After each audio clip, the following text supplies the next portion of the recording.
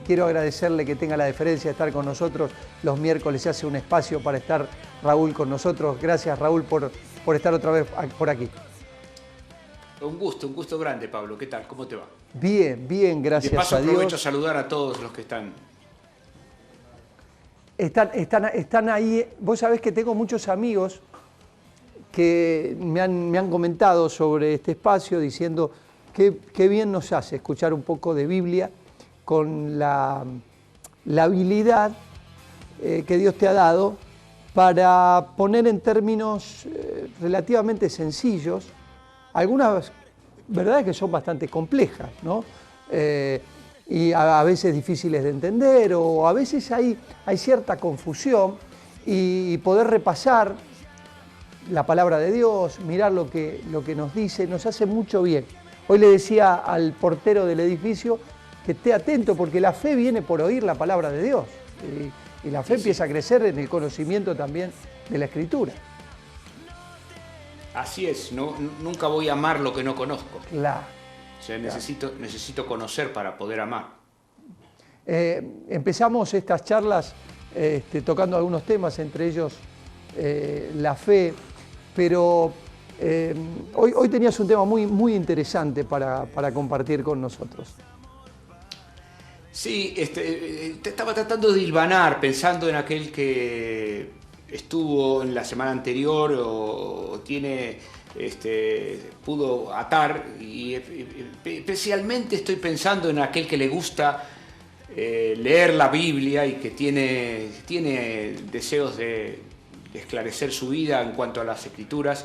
Entonces hoy quería proponer un pasito más, reuniendo cosas que hemos dicho. Y, por ejemplo, en cuanto a la fe, hablamos acerca de que la fe es la fe en la persona de Dios, la fe en la palabra de Dios.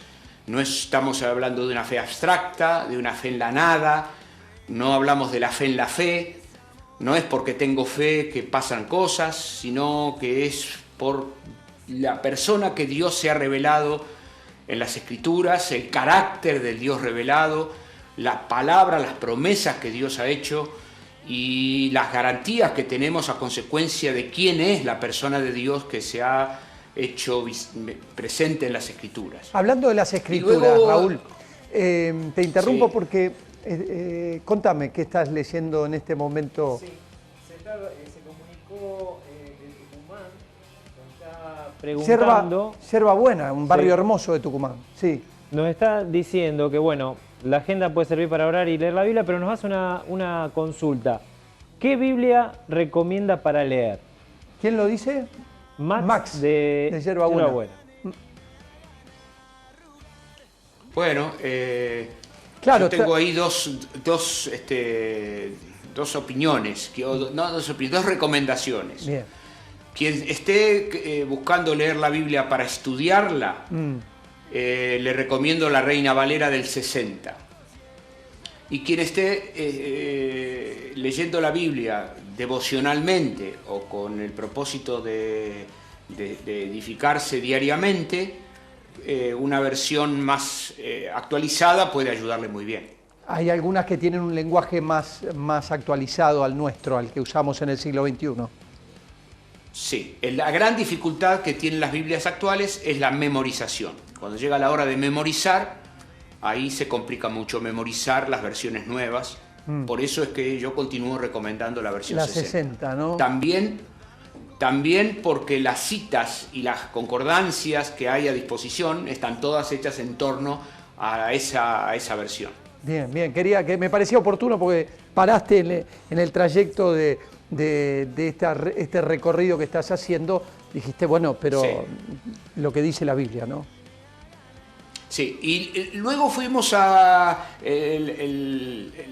semana pasada derivamos en el que la fe es momento tras momento y que se trata de una fe que va un día a la vez. Ese fue nuestro tema de la semana pasada. De modo que estamos frente a una fe que tiene contenidos, porque el contenido de la fe es Dios y su palabra, y es una fe que da certezas, y las escrituras hebreos nos dicen que la fe es la certeza, es la convicción de lo que no se ve, de modo que la fe cristiana es una fe sustanciosa y para vivirse un día a la vez, un día a la vez, un día a la vez. Tenemos muchas confusiones en torno a estos asuntos, por eso es que estoy recorriendo otra vez, porque a veces pensamos que la fe nos vuela, nos saca, nos proyecta para el futuro, para el pasado, o para arriba, o para abajo. No, nada de eso. La fe cristiana es una fe que tiene un anclaje en el ahora, en mi ahora. Y eso lo hablamos la semana pasada. Ahora, hoy quería convidarte a que hagamos un repaso, dándole una vuelta de tuerca a estas dos verdades que hemos mencionado. Y es que la realidad, nuestra realidad, está compuesta por dos situaciones que se complementan. Y yo pongo mis manos así para ayudarme. Hay una realidad que vemos con nuestros ojos y palpamos con nuestras manos, que la compartimos todos, los naturalistas también, aquellos que no creen en la existencia de Dios también. Quizás nosotros estamos moviéndonos en un mundo materialista que se ha familiarizado con la vida material y con lo que puedo ver y con lo que puedo tocar. Esto nos lleva inmediatamente a Tomás en los Evangelios, cuando el Señor Jesús resucitado, los discípulos le dicen a Tomás, ¿sabes que lo vimos al Señor resucitado? Y Tomás respondió como un naturalista y dijo, si no meto mi dedo, si no toco, yo no voy a creer. O sea que yo tengo una cosmovisión naturalista. Para mí lo que importa es lo que se ve. Cuando llegamos a la palabra de Dios, el Señor Jesús a Nicodemo le dijo, si no naces de nuevo, no vas a poder ver el reino de Dios, que es una realidad igualmente sustanciosa como la que veo, la diferencia es que no la veo. La Biblia se ocupa de hablar a la vez de una realidad que veo y una realidad que no veo. Y nos ayuda a desarrollar la fe. Justamente la fe es imprescindible para ponerme en contacto con el mundo que no veo. Porque ¿para qué tener fe si no veo? Lo que necesito la fe es para lo que no veo. Y la fe es la que me vincula con este mundo que no veo, pero que está ahí. Bueno, este asunto es imprescindible, por eso me alegro mucho que la semana pasada recorrimos la imprescindible experiencia de tener un encuentro vivo con Dios, de ser justificado por medio de la fe, de modo de poder armar un vínculo con Dios, porque si yo no tengo una experiencia de un nuevo nacimiento, no tengo cómo poner en marcha esto que estoy hablando. O sea, yo soy una persona que funciona en el mundo natural, fui a la escuela y me enseñaron a funcionar en el mundo natural, en la universidad, en el trabajo, yo funciono en el mundo natural.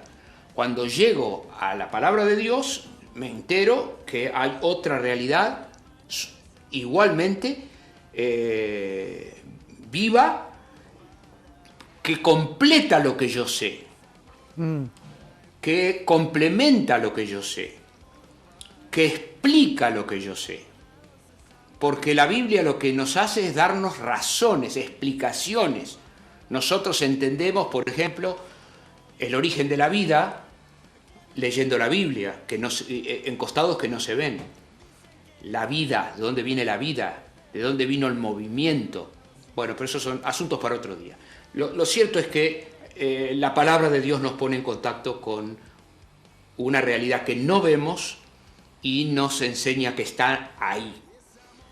Cualquier lector de la Biblia se va a encontrar pronto con el Señor Jesús haciendo milagros. Y se va a quedar sorprendido de eso, de decir, ¡oh, qué sorpresa. Sorpresa es, el Señor Jesús estaba en un mundo naturalista, nació el Señor Jesús en un mundo naturalista, y él a Nicodemo le dijo, Nicodemo, lo que es nacido de la carne, lo que es natural es carne. Tenés que nacer otra vez, o sea, hay un nacimiento a la vida que no se ve, de lo que no se ve. Y el Señor Jesús desplegó el poder de Dios en la vida cotidiana con el propósito de que las personas entiendan lo que le estaba enseñando, que es que hay la necesidad de complementar lo que sabemos y lo que tocamos y lo que vemos con lo que no vemos. Esta es la cosmovisión cristiana. Una cosmovisión cristiana incluye el mundo natural y un mundo sobrenatural a la vez. Ahora, en este momento, momento tras momento, de cada uno de los que ha nacido de nuevo, cada uno de los que conocen al Señor Jesús tienen contacto personal abierto con el mundo de Dios. Pueden entrar al trono de la gracia para alcanzar oportuno socorro mediante la obra del Señor Jesús en la cruz, en el nombre de Jesús. Todos podemos invocar el nombre del Señor, donde quiera estemos, en la circunstancia que estemos, sabiendo que Dios está ahí, que Dios está atento, que Dios está presente, día a día, momento tras momento. Su Espíritu mora en nuestro corazón. El conocimiento de esa realidad es importante, pero ¿cómo interactuamos con eso? Porque vos estás hablando, hay un mundo natural, que es el que percibimos con nuestros sentidos naturales. Hablas de ese mundo que complementa, cuando uno despierta la realidad de la fe en Dios, te hago el mismo gesto, mirá, y lo completa.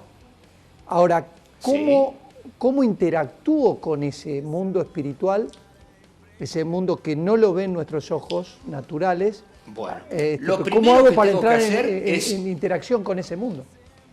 Espectacular. Lo primero que tengo que hacer es enterarme que existe. Bien. Pues yo no voy a actuar con miedo, o si tengo dudas, o si no creo. O sea, sin fe es imposible agradar a Dios. Ahora resulta que los versículos que mencionamos hace 15 días los estamos usando otra vez, pero con otro contenido, porque tienen más volumen ahora. Ese mismo texto ha cobrado más volumen, tiene más contenido, porque resulta que la vida mía, mi vida diaria, cuando se apagan las cámaras, yo camino por la vida y puedo explicar mi vida con mi vida natural, o puedo integrarme a una cosmovisión cristiana y confiar que el soberano Dios está en el comando de la vida, de mi vida, de la vida de la familia, de la vida del negocio, de la vida de la entrada, de la salida, del descanso, de la administración general de todo, que yo vivo a los ojos de Dios que me ama, que no lo tengo en contra, que mis deudas con Él están pagas porque Jesucristo las pagó por mí, que yo estoy perdonado, que yo estoy reconciliado. Son todas verdades extraordinarias que cambian mucho mi vida, mucho. Bueno, pero el Señor Jesús quiso dejarle a sus discípulos una experiencia como para que nadie tenga ninguna duda de lo que estamos hablando, y que ningún caminante al cielo tenga ninguna duda de que este asunto de que la cosmovisión cristiana se integra entre el mundo de lo que se ve y lo que no se ve como un todo único, integrado, a la vez. El Señor Jesús dejó una experiencia con 3 de sus discípulos. Está el relato en los 3 evangelios. En el Evangelio de Mateo es el capítulo 17, en el Evangelio de Marcos es el capítulo 9, al comienzo del 9, y el Evangelio de Lucas es promediando el capítulo 9 también de Lucas. Los 3 evangelios citan el episodio que el Señor Jesús vivió con Pedro, Jacobo y Juan, 3 de sus discípulos, los mismos 3 que estuvieron en la casa cuando resucitó a la hija de Jairo, y los mismos 3 que estuvieron con el Señor Jesús en el Getsemaní a la última hora del Señor Jesús. Pedro, Jacobo y Juan. Ese era como un equipo chico, una mesa chica.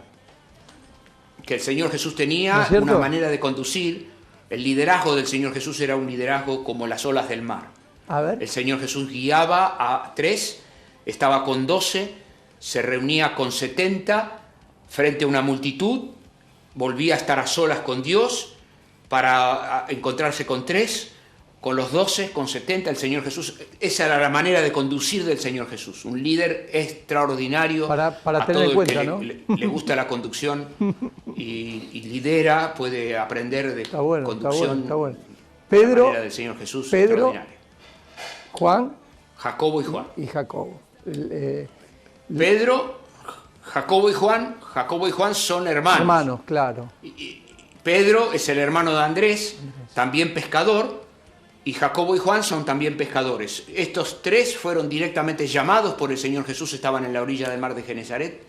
El Señor Jesús los llamó, síganme, y primero fueron llamados Pedro y Andrés, y después, casi inmediatamente, Jacobo y Juan. Estos 2 tenían una mamá que intervino delante del Señor Jesús para que se sienten a la izquierda y a la derecha del reino. O sea que ya nos familiarizamos con quién estamos hablando. Sí. Pedro, Jacobo y Juan. Pedro, Jacobo y Juan. Muy bien. ¿Qué pasó con ellos? El Señor Jesús subió con ellos al monte Tabor, al monte de la Transfiguración. En la zona de Nazaret, el Señor Jesús subió con ellos, los invitó a subir. La Biblia dice 7 días después. 8 días después. Se ocupa la Escritura de mostrarnos que estamos en el espacio y en el tiempo. Que vamos caminando un miércoles, un jueves, un sábado, que eventualmente el Señor Jesús tendría un reloj en la pulsera y los discípulos llevarían un celular en cada bolsillo, iban subiendo el monte, un monte que es como si fuera redondito, como si fuera una montañita bien redondita, idealizada. Subieron al monte, arriba del monte. Y cuando la palabra cuenta que cuando llegaron arriba, el Señor Jesús oraba y mientras oraba su cuerpo se transfiguró y Lucas se ocupa de decirnos que su vestidura se puso blanca como ningún lavador podría blanquear. Su rostro resplandecía como el sol y aparecieron en la escena Moisés y Elías. 2 profetas del Antiguo Testamento, Moisés, un extraordinario profeta que Dios usó para la bendición del pueblo de Israel, de sacarlo de Egipto, y Elías, el hombre que Dios llevó a descansar sin ver la muerte. De modo que estamos frente a 2 personajes grandísimos. Uno, una referencia a la ley de Dios, el otro es una referencia al tiempo posterior a Moisés, al tiempo de los profetas. Están en el monte de la Transfiguración Moisés y Elías, ambos 2 muertos, descansando desde hace años. Aparecieron en el monte de la Transfiguración conversando con el Señor Jesús acerca de lo que iba a vivir en Jerusalén próximamente. Ese es el dato que surge de la lectura de los tres relatos combinadamente. Qué bárbaro. Pedro cuando se ve ahí, haciendo uso de la exultancia de su carácter, le dice al Señor Jesús: Señor, quedémonos aquí, claro. Esto es fascinante, esto es extraordinario. Hagamos una enramada para Moisés, una enramada, una casita para Elías, y hagamos una casita, una enramada con ramas, hagamos algo para que vos puedas quedarte. De nosotros olvídate, nosotros nos quedamos acá y quedémonos aquí, claro. Quedémonos a vivir acá. Claro. A lo cual el Señor Jesús, en ese momento es cuando aparece una voz del cielo que habla y completa el cuadro diciendo: este es mi Hijo amado, a él oíd, en el cual encuentro contentamiento, a él oíd. Y el episodio culmina con los discípulos bajando del monte Tabor. Moisés y Elías salieron de la escena, los discípulos volvían bajando la cuesta del monte, habiendo vivido una experiencia que nunca más iban a olvidar, y al pie del monte, al día siguiente, el relato se ocupa de decirnos, el Señor Jesús continuaba con la multitud, le trajeron un endemoniado que los discípulos no habían podido resolver, la vida continuó. Muy bien.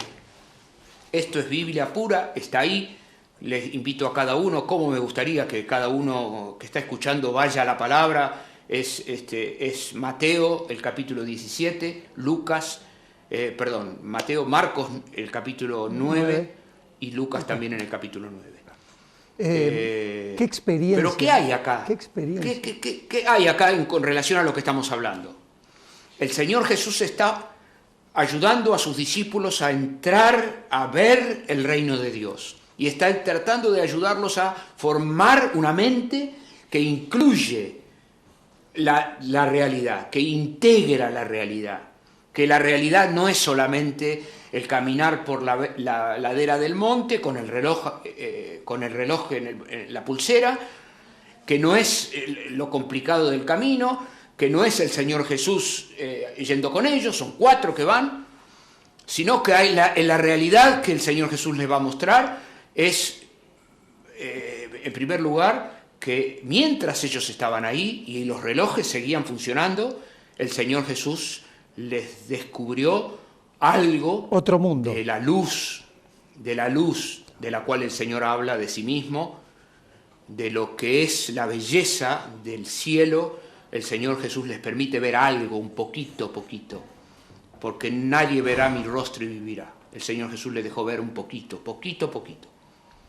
¿Qué más pasó? Que aparecieron personajes del Antiguo Testamento que hablaban conversaciones coherentes, que hablaban sin asustarse porque estaban ahí, que identificaron que se trataba de quien se trataba y que las conversaciones que estaban eran lo suficientemente benditas como para que Pedro deseara quedarse ahí. Ahí había un clima en el cual Pedro, Jacobo y Juan querían quedarse, y en todo ese escenario se integra la voz del propio Dios audible que les dice a los discípulos: acá está el reino, esto es la realidad, esta es la realidad.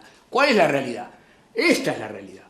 La realidad es ustedes con el reloj en la pulsera, esa es la realidad. Pero la realidad es además un mundo que no vemos, que hay un mundo de quienes han pasado la eternidad con el Señor, que descansan, hay un mundo de ángeles que no vemos, hay un mundo de la gloria de Dios que no vemos, que está ahí, que yo no puedo pretender explicarme a mí mismo, ni explicar la vida cristiana, ni explicar la palabra de Dios desde una perspectiva bíblica, sin entender que Dios desea que sean abiertos mis ojos, para que yo comprenda que mientras estoy ahora acá, estoy viendo cosas concretas que tengo a mi alrededor, pero simultáneamente hay otras cosas que están que yo no las veo, pero que yo no las vea no quiere decir que no están, sino que por el contrario soy yo el que tengo que crecer en mi fe para confiar en la palabra eterna de Dios que me enseña de que Dios está ahí. Por ejemplo, y que yo soy suyo. Por ejemplo, hay personas que hoy dicen, bueno, pero yo me siento solo, estoy solo, no tengo a nadie a quien acudir. Por ejemplo, ¿no? No. Bueno, es un ejemplo lindísimo de alguien que necesita pedir ayuda para que un hermano más crecido en la fe le ayude a repasar su experiencia con el Señor para que él pueda saciarse con la presencia del Espíritu Santo que tiene adentro, que es suficiente para vivir. Que está ahí, que no está solo, claro, está ahí. Totalmente. Está ahí. Nunca más solo. Y nunca más solo, claro, es maravilloso, pero es a veces, creo que en el desarrollo de la fe, sin duda es un gran desafío empezar a vivir con los ojos espirituales abiertos, descubrir que Dios está actuando, Dios está obrando. Por ejemplo, ahí cuando enfrentamos situaciones muy, muy difíciles, donde ¿qué hago con esto? ¿Qué pasa? Pero no privarse de ver que Dios está moviendo hilos ahí, Dios está haciendo. Para que esto no provoque confusión, hace falta volver a mencionar que se trata de un día a la vez. Yo necesito ordenar mi cabeza para vivir en el mundo, en la cosmovisión cristiana, un día a la vez. Y no dejar que mi mente vuele y explote, porque entonces, en lugar de sanarme, voy a complicar las cosas. Yo necesito integrarme, necesito reconciliarme con Dios, pero también tengo que reconciliarme con mí mismo, tengo que reconciliarme con la familia, tengo que reconciliarme, tengo que venir a la unidad.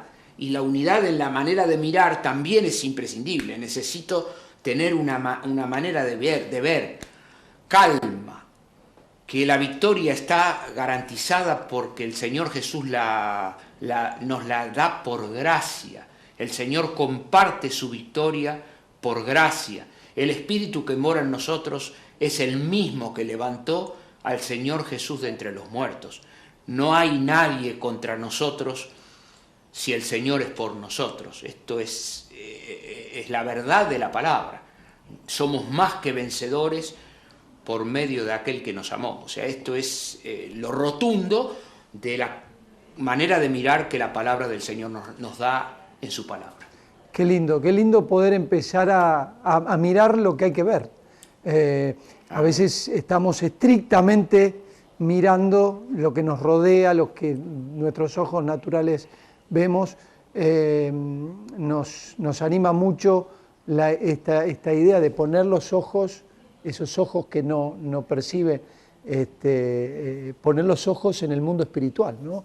Y empezar a ver esa realidad de Dios. Y no en cualquier lado. Claro. La recomendación de la Biblia es puestos los ojos en Jesús. Claro. El autor y el consumador de la fe. No hay duda dónde tengo que poner los ojos. O sea, no es que yo salgo a mirar.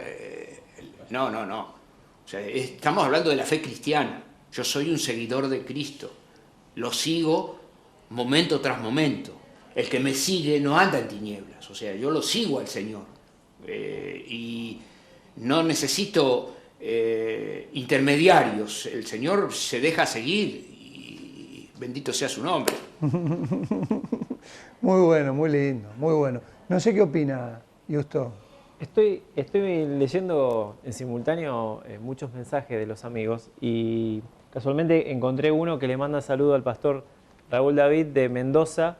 Se comunica el nieto de Irma González. Dice que usted fue profesor de ella en algún momento. Entonces, le manda ¿De Irma saludo. González? De Irma González, de Mendoza. De Mendoza, mira. Y muchos pedidos de oración. Bueno, ya vamos a ir a todos ellos. Raúl, se aprecia mucho conversar contigo. Y aquí estamos. Y creo que nos dejás inquietudes interesantes, ¿no? Vos... Sí, a todo el que le gusta leer la Biblia le recomiendo ir a la escena, porque lo que hemos hecho fue un destello a vuelo de pájaro. Hay mucha tela para cortar. Para ver. Claro. Mucho. Me gustaría, si acaso se despierta ese deseo, ya habremos cumplido acabadamente. Pero vos hiciste un gesto con la mano, hablaste del mundo que vemos y lo pusiste acá abajo y pusiste arriba el mundo que no vemos. ¿Eso es también una categorización? Sí, es una categorización, sí, porque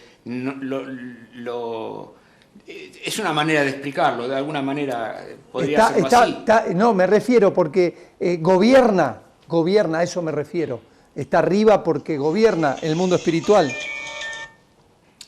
Y bueno, está bueno. Dios es soberano.